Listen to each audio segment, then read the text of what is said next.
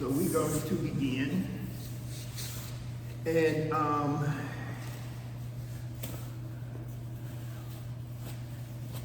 we're going to talk about the process of starting a yoga practice, which is the same as when you are a teacher and you start your yoga class, okay? So we always start with controlled deep breathing in order to set the baseline.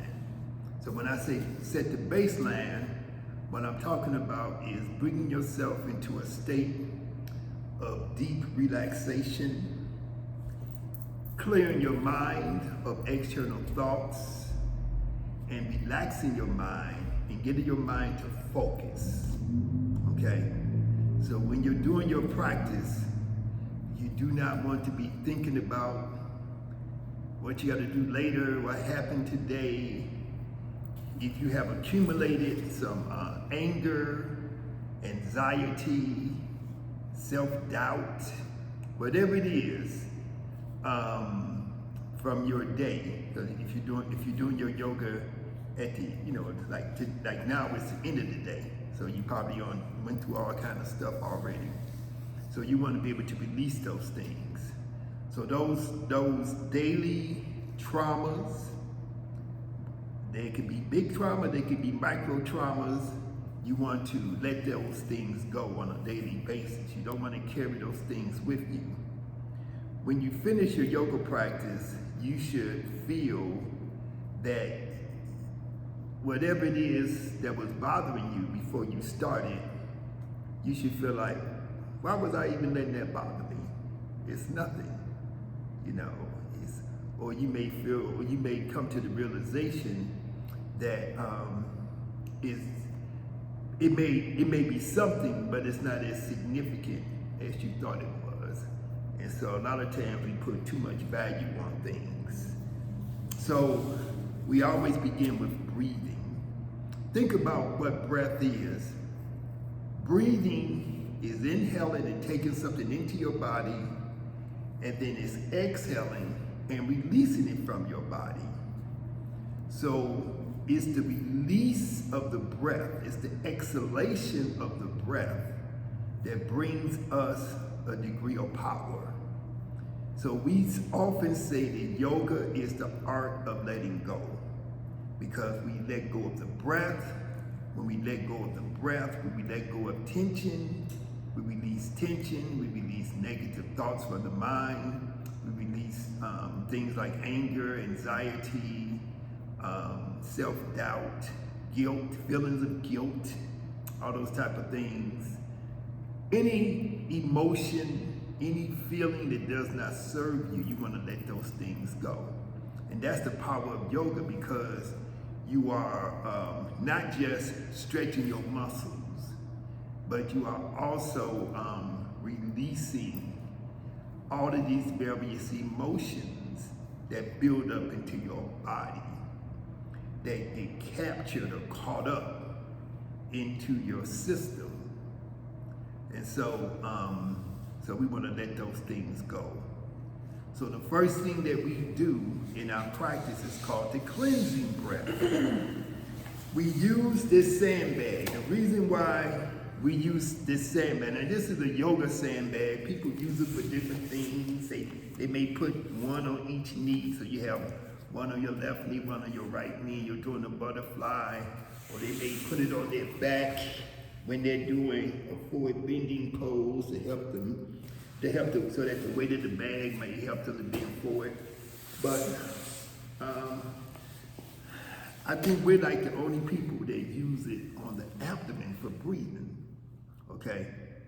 And so it's a unique way of using the breath. Years ago, before they invented yoga mats or yoga sandbags, we used to use the yellow pages. That's a phone book, for those who don't know, okay? And so we used to put that phone book on the abdomen. But the purpose of using the sandbag is to breathe in, expand the abdomen, And then exhale and let the weight of the bag press down into the abdomen, right? To squeeze old air from the lungs. So what that does is that it helps you to, number one, pay attention to where you should breathe from. Our breathing should begin in the abdomen. That means that when we breathe in, we do not want to lift the chest or expand the chest out. The first thing that happens in the body when you inhale is that the abdomen rises. The abdomen expands upward and outward. And then on the exhalation, the abdomen contracts downward. So when you breathe in, you expand. When you exhale, you contract. Expansion and contraction, that is a fundamental motion of the universe. The universe is always expanding and then contracting. Most things in nature expand and contract, okay? So we see this basic cycle. Even if you think about a computer, you got zeros and ones, right? If you know anything about computer language, right? It's on and off. That's how a computer works, on and off. So the code is just different combinations of 0, 0, 1, 1, 1, 1, 1, 0, 0, 0, 0, 1, 1, 1. You know, that's the code of how computers operate. But it's the same principle. It's expansion and contraction. If you look at a meter that can show you the frequency, like say you're in the hospital and they got you connected to all these different machines. Some of those machines, they got the wave, they showing your EKG, your EEG, your respiration, and you're seeing it rise and go down because that's what it's reading. It's reading the frequency, okay? A radio wave coming from your radio is a frequency. It's a wave that's going like this. Everything moves in waves. And so our breathing is in waves. So as we breathe properly and slowly, we are in tuning ourselves with nature, okay? And so we're tuning ourselves with the natural rhythm of the universe. That's why in our Kemetic yoga, we make controlled deep breathing such a fundamental principle. And so this is not something that you want to take for granted. It's not something that you want to just sort of, go through without really thinking about it. You want to put a lot of emphasis and a lot of thought into this. And you want to become a master of your breathing. The more you master your breath, the more you are mastering your body, controlling your body, the physiology of your body. The more you master your breath, the greater degree that you master your mind, your thoughts, your emotions, your ability to focus and concentrate, your ability to block out interference and things that you don't need to be focused on. The greater your ability is going to be to heal yourself, to be aware, to pay attention to the forces that are taking place within your body that we normally do not pay attention to. When we practice yoga, when we take yoga classes, when we go to these different workshops and trainings and stuff, people are talking to us about, they use words like energy. They use words like the breath, but you don't really see a real definition of what these things mean, okay? You have a life force, you have an energy that is within your body. That's why you're alive. When you pass away, it's because that life force has left out of your body and your body becomes an empty husk with nothing left in it. There's no life left in it. So when you are beginning your practice of yoga, you are learning the most fundamental principle, the breath, shu, okay? In ancient Kemetic, we call it the breath, shu. Okay, so we are taking in and releasing shu, the breath. Right now, we are surrounded, we are in an environment on the earth, in this room, which contains this invisible force that in ancient times they called shu, but you can't see it, you can't smell it, you can't taste it. But if it went away for 5 minutes, you'll be dead. Okay, so it's very powerful, right? Because it maintains everything we see on the earth that's walking around, that's moving, that's swimming, that's flying, that's growing. It's all dependent upon the breath. It's all dependent upon shu. Okay? In the ancient Kemetic creation story, see, the ancient Africans, see, one thing we need to do is sort of get all of this Bible stuff out of our mind, okay? Because it's information, it's books, it's stories, it's spiritual science that predates anything that was written by those sheep herders and cave dwellers who wrote the Bible by thousands and thousands of years.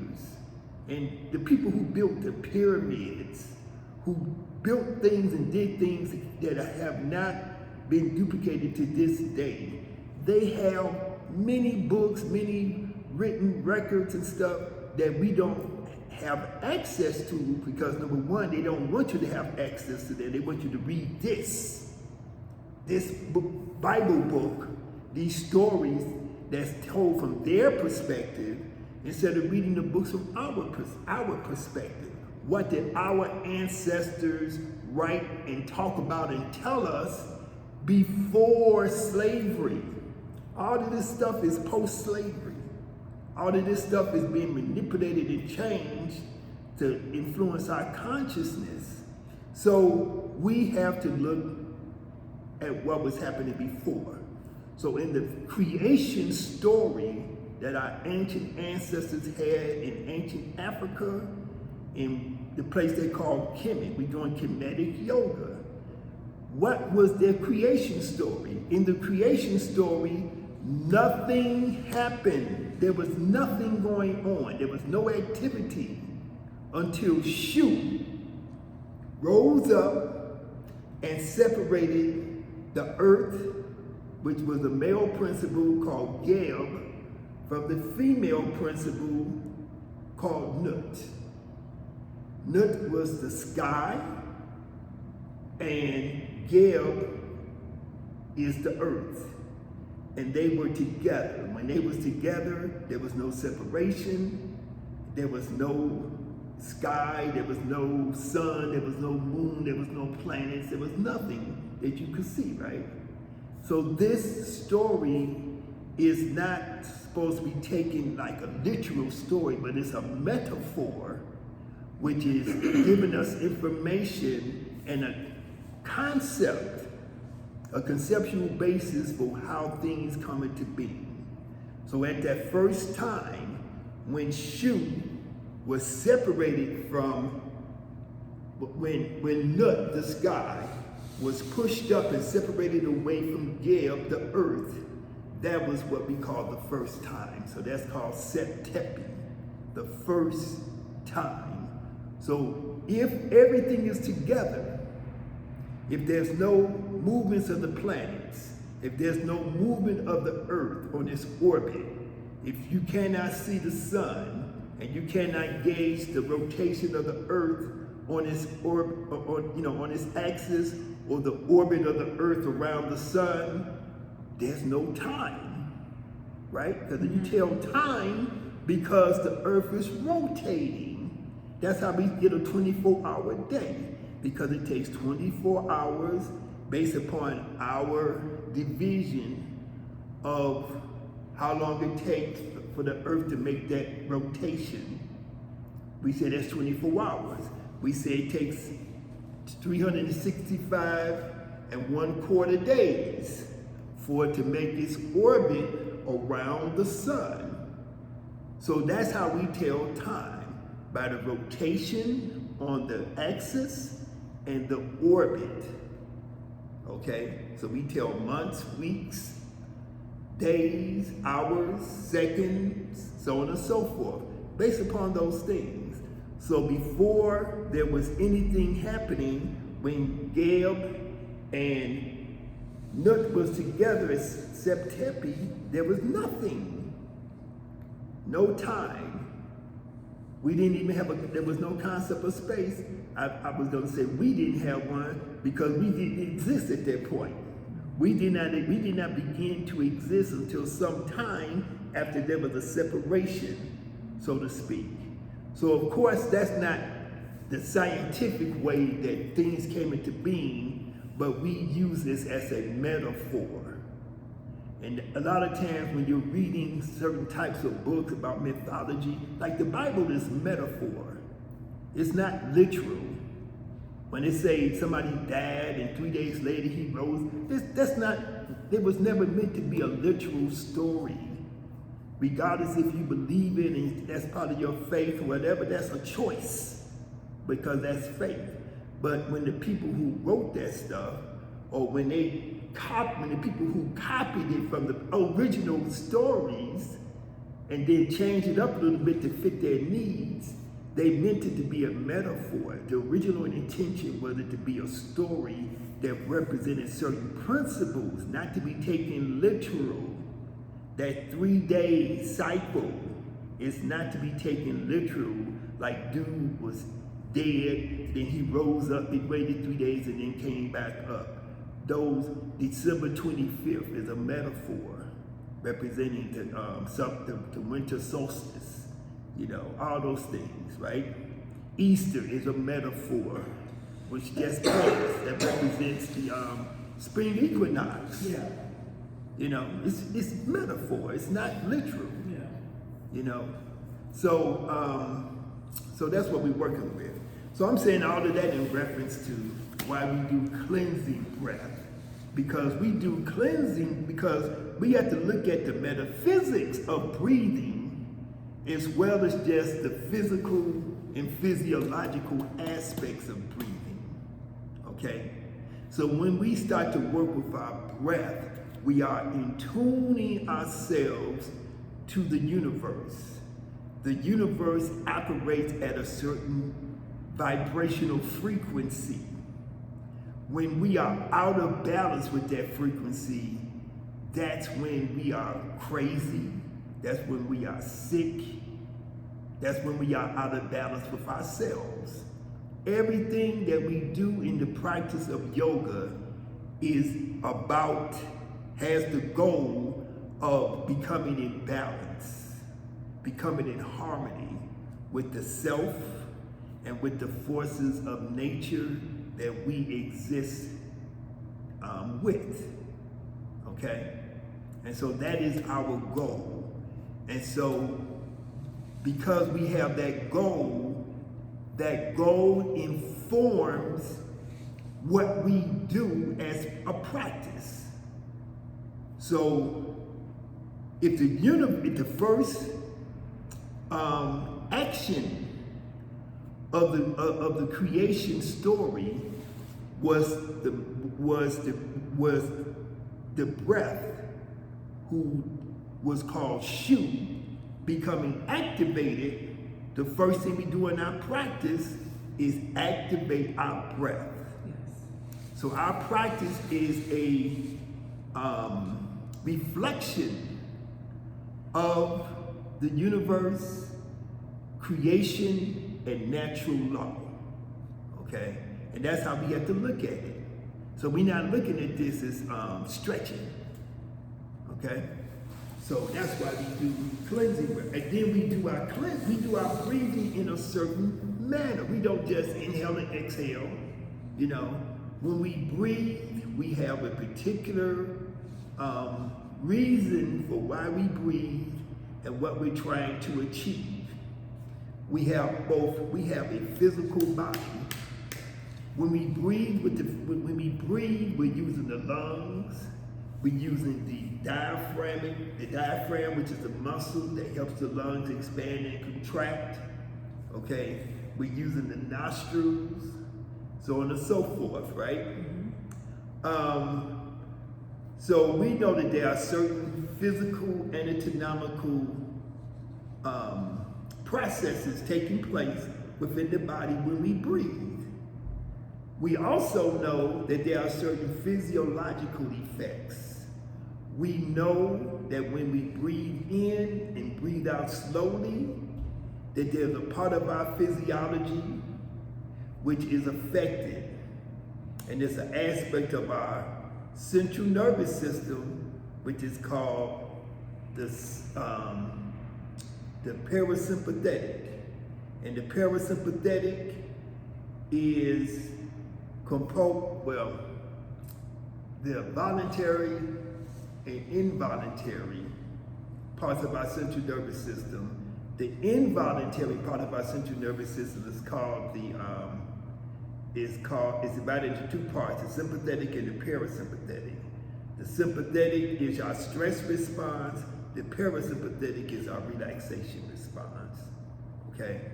And so when the sympathetic nervous system is activated, that's when we experience what we call stress. Stress can be needed. If I am being attacked, I want my stress to generate strength and power so I can fight or so that I can run, okay?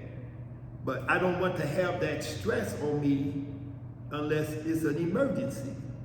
So most of the stress that we feel, that we experience, is not emergency stress, it's unneeded. So we get mad at somebody because they stepped on our shoe, or because they went in front of us on the highway or something. But what's the point? It makes no sense, but we get angry. Or we watch TV and we get upset over what's on the TV, what's on the news, that we don't have no control over, right? So, so we know that breathing is that by controlling our breathing, we can lower our blood pressure. We can slow our heart rate down, okay? And we can bring ourselves into a state where the body is able to heal itself. And that's why we begin with cleansing breath to strengthen the lungs. 10 pounds makes our lungs stronger. The 10 pounds helps us to focus our attention on the area of the body where we should be breathing from. Because when we breathe, we're doing abdominal breathing. We're not doing chest breathing. We're not doing shallow breathing. We're not breathing through the mouth. We're not a mouth breather. You know, we're breathing with precision, okay? And so cleansing breath helps to teach us that.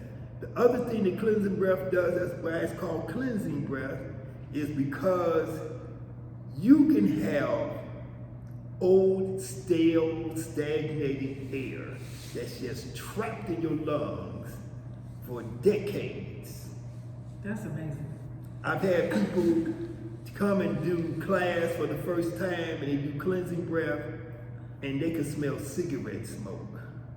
Not necessarily that they got cigarette smoke in their lungs, but they could smell the residue. Yeah. They said, I stopped smoking 10 years ago, but I can smell this odor of tobacco that is still staining my lungs or staining inside my lungs, because the lungs are very large. You can take, if you took lungs out of a human body, you can spread them out over about 6 feet if you just, you know, unraveled the lungs. The lungs are, I didn't know that. Yeah.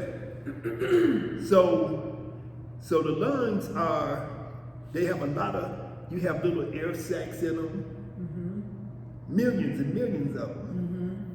And you got different parts of the lung. You got different lobes within the lungs. So the lungs are, even though they're a compact organ in your chest, but if you take them loose and spread them out, the lungs are large. So there's a lot of capacity contained in the lungs. So we want to be able to cleanse the lungs. We want to be able to activate the parasympathetic nervous system, because that activation of the parasympathetic allows your body to go into a process where it can heal itself. Okay, and that's what we're trying to enhance. And so I'm saying all of this because it is so important to understand the true reason, the true nature of yoga, why we do yoga, why we practice yoga, and what the real effect is. Because all these people are telling us that yoga is stretching.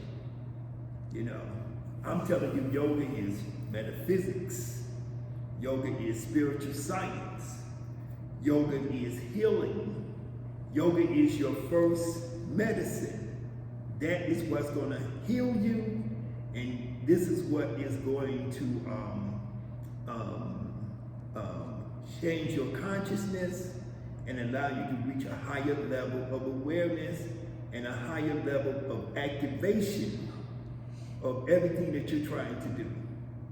So we have to begin with the fundamentals, which is cleansing breath. We move from cleansing breath into what we call Sahu pose.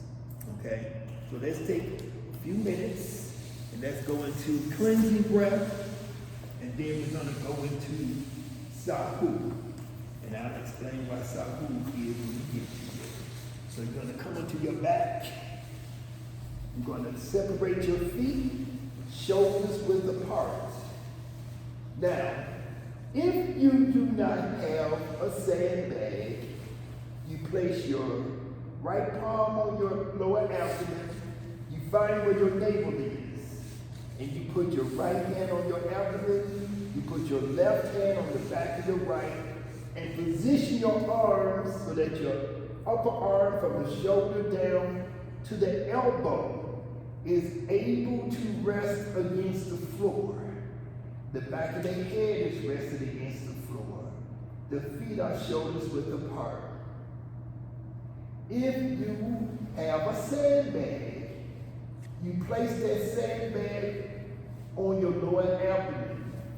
You want it to be between your ribs at the top and your pelvic bone, your hip bones at the bottom. And if you have a sandbag, your arms are placed on the floor next to your body with your palms facing upward. Your eyes are closed, your lips are closed, your teeth are together, your lips are together, and you're going to relax your spine. Relax your body. The first thing you want to do once we come onto the floor is not focus on breathing. We want to use the mind to scan the body and to check the body for tension. So that means that we're going to place the mind into the forehead and the temples, the jaws and the cheeks, and we're going to relax the forehead, the temple, the jaws and the cheeks. We want to relax the back of the neck and the shoulders. As you begin your relaxation process, you are going to feel yourself beginning to breathe automatically. Place your mind into your eyes. Make sure that your eyelids are still. And that means your eyes are not blinking. Make sure that your eyeballs are still behind your eyelids. So your eyeballs are still, your eyelids are still. And you're going to relax the neck and the shoulders. You're going to move your mind into your middle back and relax the middle portion of your back. You're going to move your mind into your lower back and release tension from the lower area of your spine.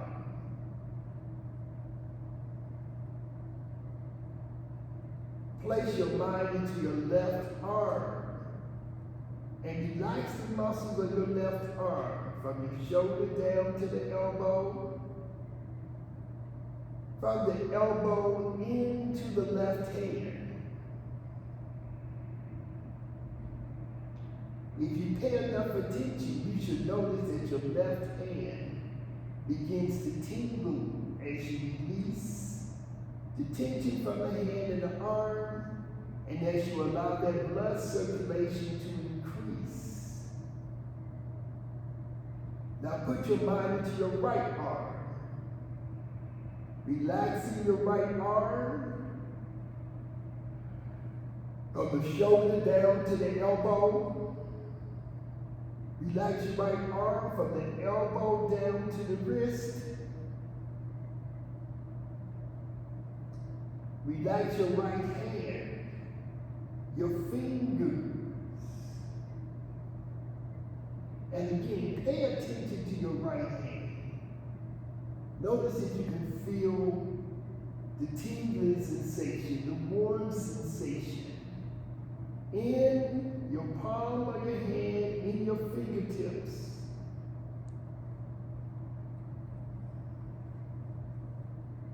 Now place your mind into your lower back, into your hips. And relax your lower back. I want you to move your mind into your thighs. And relax your thighs, starting from your hips, moving downward in towards, or down towards your knees.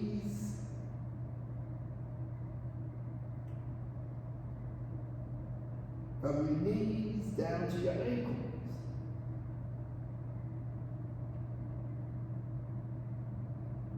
And then from your ankles into your feet. Relax your toes from the big toe down to the small toe.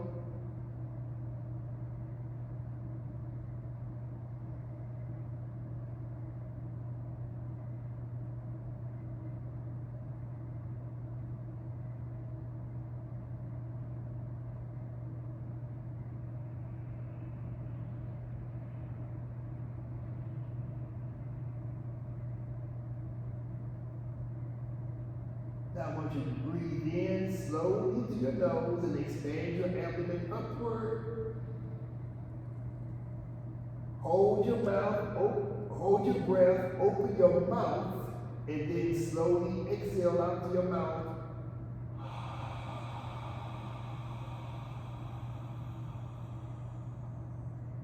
And try to squeeze all the air from your lungs.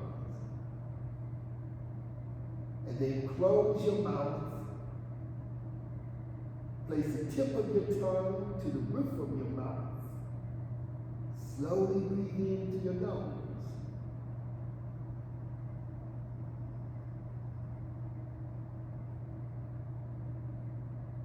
Hold your breath.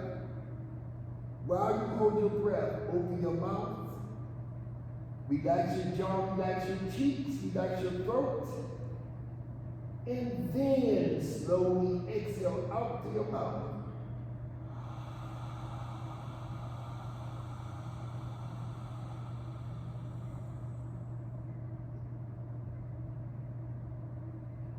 And close your mouth. Breathe in slowly through your nose.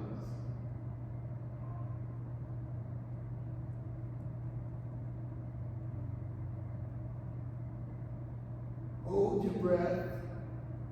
Try to hold your breath comfortably. While you're holding your breath, open your mouth. Relax your throat. Relax your jaw muscles. And then slowly breathe out through your mouth.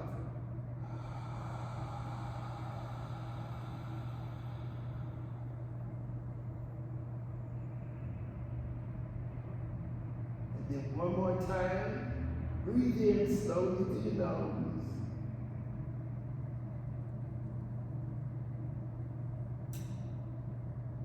Hold it. Open your mouth. Slowly breathe out.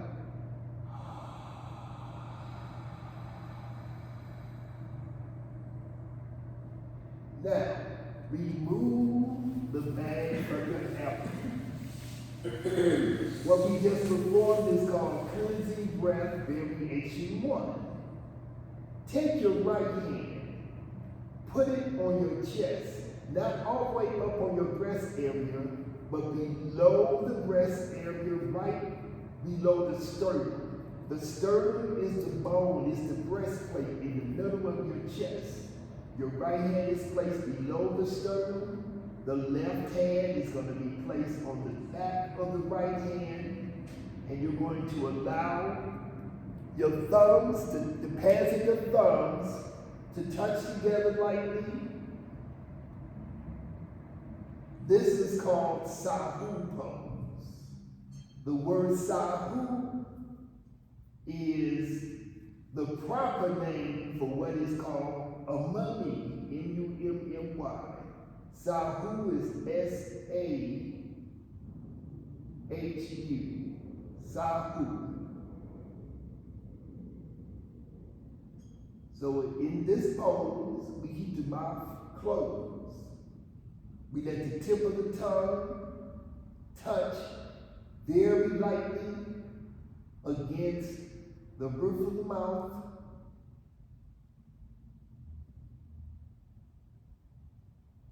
And you're breathing slowly through your nose, and you're breathing out slowly through your nose.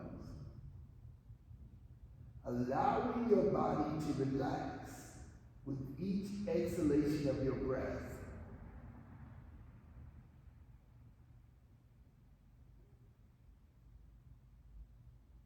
So you want to slowly breathe in a rhythm. This rhythm is what we call Rule of 4 breathing. The first step in Rule of 4 breathing is to breathe in slowly.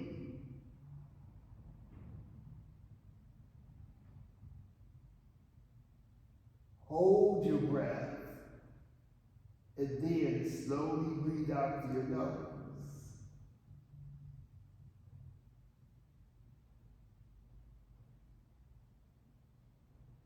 Continue to breathe in slowly. Continue to hold the breath and slowly breathe out.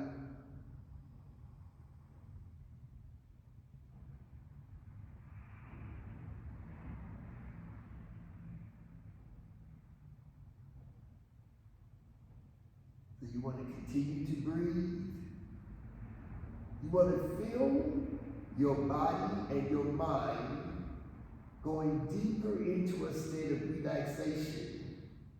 Each breath that you take releases tension from your body, eases your body into a greater state of relaxation.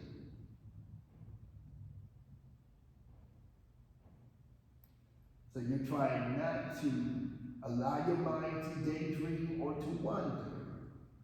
We achieve this level of focus by keeping our attention on our breathing.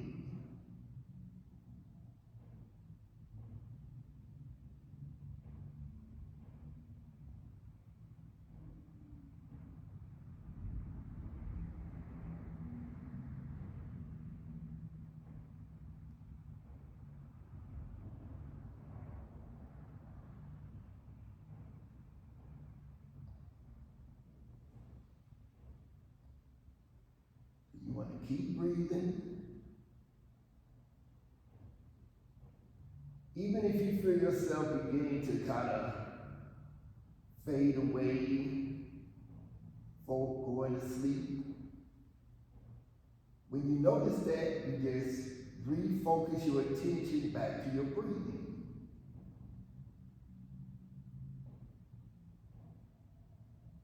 Remember to divide each breath into 4 parts. The inhalation is part 1. Holding the breath is part 2. Exhaling the breath out slowly is part 3.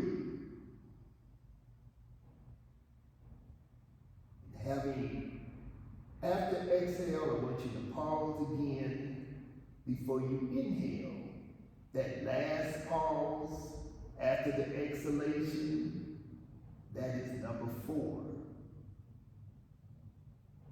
So after you breathe out for the last time on your exhalation, then you breathe in again.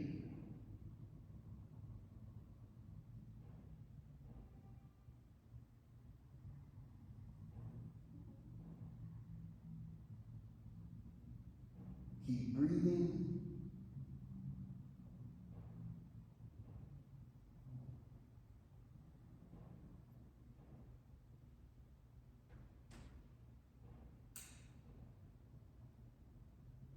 Now you're going to take your time. You're going to begin to bring yourselves back into motion. You're going to use the inhalation of your breath to lift your hands up off your chest. Use the exhalation of your breath to bring your arms and your hands down to the side of your body. Then bring your legs together, let your feet come together, and you're going to flex your feet backwards towards your body until you feel a contraction in your thigh muscles and you feel a slight stretch in the muscles in the back of your legs. Your arms are flat on the floor, hands are flat. You lift the head and shoulders until your chin comes upward to your chest. Take your shoulders off the floor. Bring your arms about 3 inches above your thighs. As you exhale, squeeze your abdominal muscles and let your body float up. Breathing in, coming up to a sitting position. And with your exhalation, your hands come down to your knees and your shoulders relax. Now from here, you're going to sit still. You're going to focus on your inhalation and your exhalation.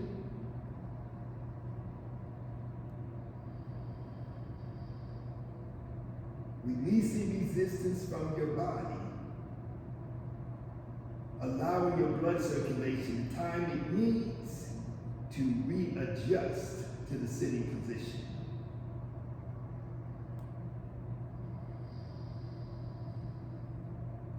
Now, take your time and cross your legs into what we call sesh pose variation 1. Okay?